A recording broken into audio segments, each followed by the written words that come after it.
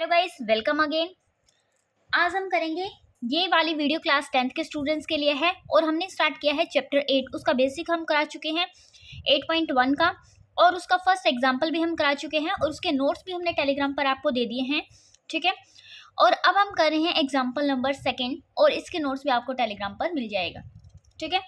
तो स्टार्ट करते हैं एग्जाम्पल नंबर 2 और ये मोस्ट इम्पोर्टेंट एग्जाम्पल है, एग्जाम में बहुत बार आया है, ओके। तो जिसने भी हमारे चैनल को सब्सक्राइब नहीं किया सब्सक्राइब कर लीजिएगा और अगर वीडियो अच्छी लग रही है तो लाइक कीजिएगा, शेयर कीजिएगा। Thank you guys. और कोई डाउट रह जाता है तो कमेंट सेक्शन में हमसे कमेंट करके पूछ सकते हैं आप, ओके।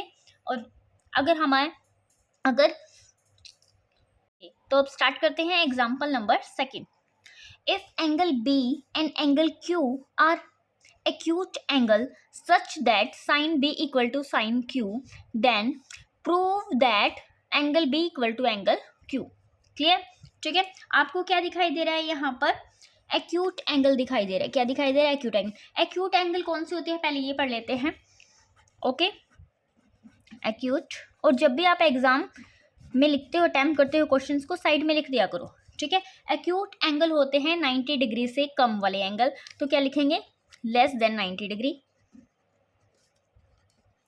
ठीक है। ये साइड में बॉक्स बनाकर ऐसे लिख दिया करो जब आप एग्जाम अपनी नोटबुक बनाते हो, ठीक है। आपको हैबिट हो जाएगी एग्जाम में ऐसे लिखने से, ओके।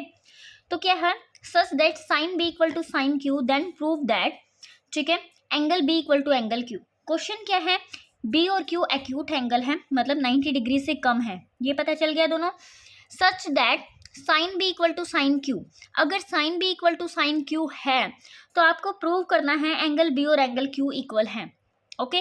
उन्होंने ये तो बता दिया कि दोनों एंगल एक्यूट है, लेकिन ये नहीं बताया ना 90 से कम कितने होते हैं, 60, 18, 85, ओके। लेकिन दोनों इक्वल हैं ये आपको प्रूव करना है, ओके। तो कैसे करेंगे? यहाँ पर हम ट्रायंगल बना लेते हैं दो, एक ट्रायंगल ये और दूसरा ट्रायंगल है हमारे पास ये, क्लियर, ठीक है। और ट्रायंगल का नाम हम रख देते हैं, अब क्या कह रहा है? बी और क्यू। बी, एंगल बी ये है, यहाँ पर लेंगे, क्यू यहाँ पर, क्योंकि यहाँ तो ले नहीं सकते 90 डिग्री का एंगल है, क्लियर। ये दोनों एंगल क्या हैं आपके?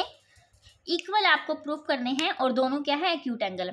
तो सी ए बी सी, तो इसका नाम पी क्यू आर दे देते हैं, पी क्यू आर, ठीक है, क्लियर। दो एंगल आपको यहाँ पर ट्रायंगल दिखाई दे रहे हैं, ए बी सी और पी क्यू आर।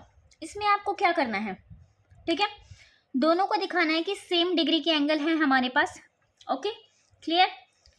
तो स्टार्ट करते हैं। आपके पास गिवन है sine B equal to sine Q, okay. और आपको प्रूफ करना है angle B equal to angle Q, तो यहाँ लिख लो to proof angle B equal to angle Q, ठीक है। अब स्टार्ट करेंगे हम इस क्वेश्चन को। हमें दिखाई दे रहा है एंगल बी कहाँ पर? इस वाले ट्रायंगल में, तो लिख लेते हैं ट्रायंगल ए बी सी और दूसरा ट्रायंगल आपको दिखाई दे रहा है पी आर क्यू, तो पी क्यू आर, दूसरा ट्रायंगल क्या है? P Q R, okay. ये आपको दिखाई दे रहा है दूसरे वाला ट्रायंगल। अब आपको क्या करना है? यहाँ पर इससे रिलेटेड हमारे पास गिवन है साइन बी और दूसरे ट्रायंगल से रिलेटेड हमारे पास है साइन क्यू, ओके। बी का मतलब क्या है हमारे पास? ठीक है, ये वाला एंगल। क्यू का मतलब यहाँ बात हो रही है। अब आप साइन को देखो, साइन को देखते ही आपके माइंड में एक फॉर्मूला याद आया होगा, पंडित बद्री प्रसाद हर हर बोले, ठीक है। और हमारे चैनल पर अगर आप नए हो तो सब्सक्राइब जरूर कीजिएगा गाइस, ठीक है। पंडित बद्री प्रसाद हर हर बोले, ये आपको दिखाई दे रहा है। साइन बी की बात हो रही है, साइन बी मतलब साइन की बात हो रही है यहाँ पर। तो साइन थीटा कहाँ आता है? यहाँ आता है, सबको पता है साइन थीटा यहाँ आता है। तो पी बाई एच क्या है? P by H. यहाँ भी सेम होगा पी बाई एच। अब इसका पी क्या है? मतलब परपेंडिकुलर बाय हाइपोटेनियस। परपेंडिकुलर क्या है? ये क्या है? ए सी, परपेंडिकुलर है आपका ए सी, ठीक है। और अपोन में क्या आ जाएगा आपका यहाँ पर? हाइपोटेनियस, हाइपोटेनियस है आपका ए बी, ठीक है। ए सी अपोन में क्या लिख दिया मैंने? A B. अब दूसरे वाले ट्रायंगल की बात करें तो सेम बनने वाला है यहाँ पर भी, पी बाई एच साइन ही है, तो इक्वल में क्या आ जाएगा आपका? परपेंडिकुलर क्या है पी आर, और हाइपोटेनियस क्या है पी क्यू, मतलब पी क्यू हाइपोटेनियस।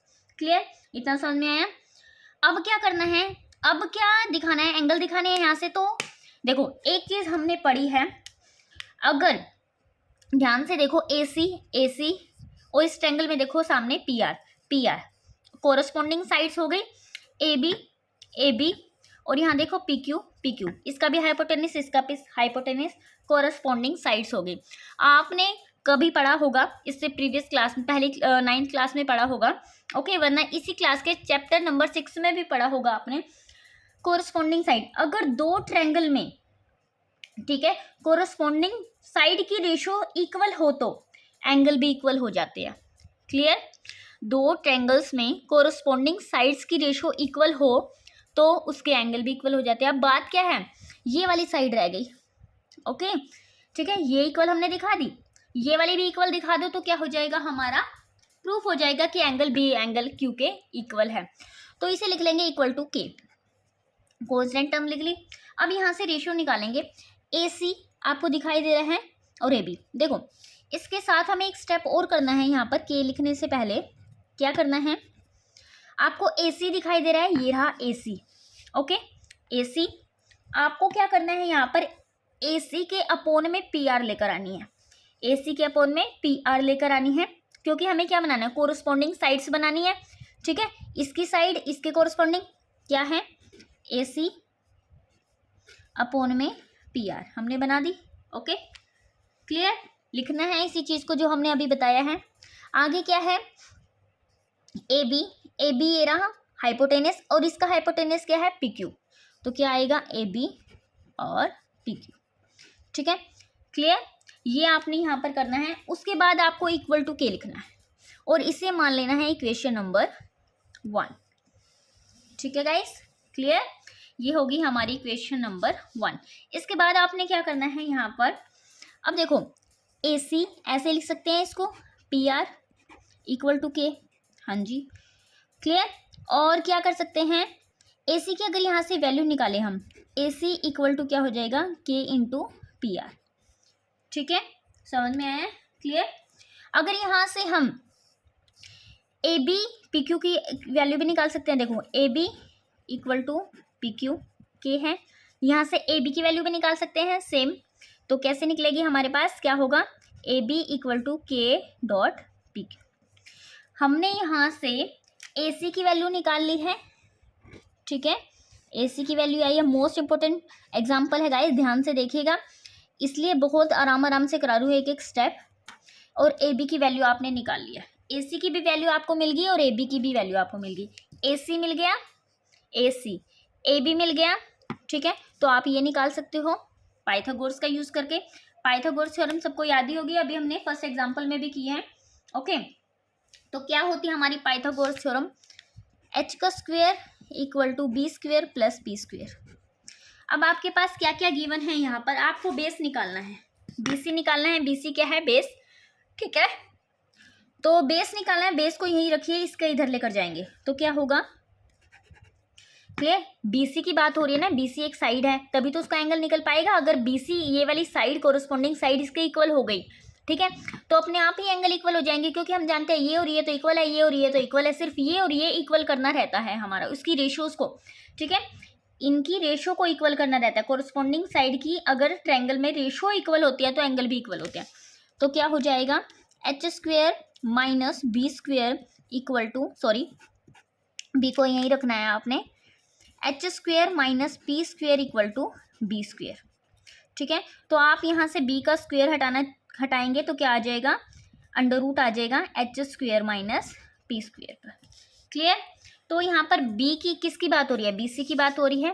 अगर हम बात करें यहाँ पर ट्रायंगल ABC में, तो किसकी बात हो रही है, हमारी BC स्क्वेयर की बात हो रही है। हाइपोटेनियस की बात करें तो AB स्क्वेयर की बात हो रही है, ठीक है। माइनस P स्क्वेयर की बात करें तो AC स्क्वेयर की बात हो रही है। क्लियर, समझ में आया। अभी ऐसे ही अगर हम बात करते हैं, सॉरी स्क्वेयर नहीं आएगा, यहाँ स्क्वेयर हटा के रूट लगा दिया ना हमने, सॉरी। अगर हम बात करें ट्रायंगल PQR की, P Q R, P Q R में भी सेम ही प्रोसेस चलने वाला है आपका। क्या होगा, बेस का स्क्वायर मतलब क्यू आर, फिर रूट हट जाएगा तो सीधा ही लिख रही हूँ मैं, क्या हो जाएगा Q R equal to ratio में अंडर रूट में क्या आ जाएगा आपका, यहाँ पर क्या लिया है हमने, यहाँ पर हाइपोटेनियस मतलब पी क्यू का स्क्वायर माइनस पी स्क्वायर मतलब आपको क्या दिखा है परपेंडिकुलर क्या है यहाँ पर पी आर, तो क्या हो गया पी आर का स्क्वायर। ठीक है गाइस, ये क्या हो गया आपका पी क्यू का स्क्वायर माइनस पी आर का स्क्वायर। समझ में आया? ओके, अब आपको क्या करना है, यहाँ पर इसे मान लेना है इक्वेशन नंबर 2 और इसे मान लेना है इक्वेशन नंबर 3।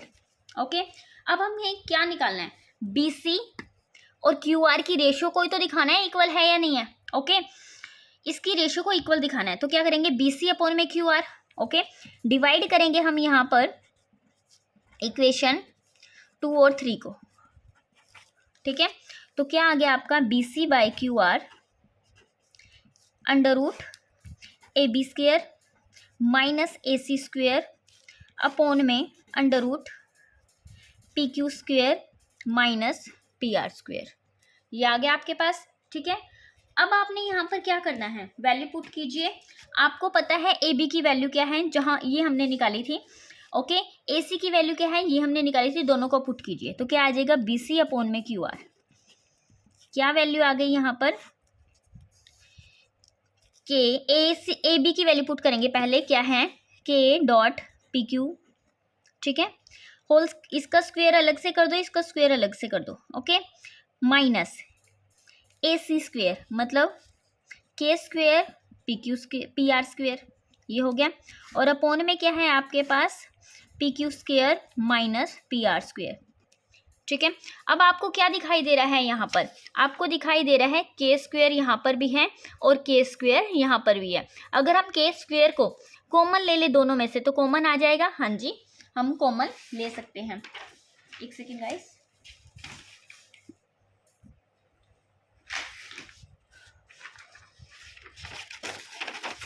तो हम कॉमन ले लेते हैं। कॉमन लेने के बाद क्या आ जाएगा आपके पास, हमने यहाँ कॉमन लिया बी सी क्यू आर, ऐसे लिखेंगे। कॉमन लिया हमने यहाँ पर के स्क्वायर को और यहाँ पर बच गया पी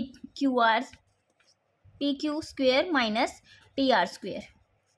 ठीक है, और अपोन में क्या आ गया आपका under root P Q square minus P R square. Okay, अब जो हमने कॉमन लिया है यहाँ पर उसको के स्क्वायर को रूट से बाहर निकाल सकते हैं। स्क्वायर है, रूट से बाहर आकर के हो जाएगा। ओके, यहाँ क्या बचा है आपका P Q minus P R square और अपोन में भी आपके पास क्या है P Q square minus P R square. ये इंटू में है तो कैंसिल हो सकता है ना, के इंटू में ऐसे, तो डिवाइड इसको इससे कट कर दिया जो डिवाइड में था। यहाँ पर क्या आ गया के, इसे मान लेंगे हम, लिख लेंगे B C by Q R equal to K. ठीक है, इक्वेशन नंबर 4 ये हो गई हमारी इक्वेशन नंबर 4। इक्वेशन नंबर 4 आपको यहाँ पर दिखाई दे रही है। इसके बाद आपने यहाँ क्या करना है, ठीक है, इक्वेशन नंबर 1 पर जाएंगे। जो हमने इक्वेशन नंबर 1 निकाली थी, हमें कोरस्पॉन्डिंग साइड्स को इक्वल दिखाना था, ये हम दिखा चुके थे। यहाँ पर इक्वेशन नंबर 1 पर आओ। आपको पता है A C equal to P R A B upon में पी क्यू। ठीक है, ए सी अपॉन में P R equal to A B upon में P Q equal to K, और ये भी क्या आ गई के इक्वल आ गई।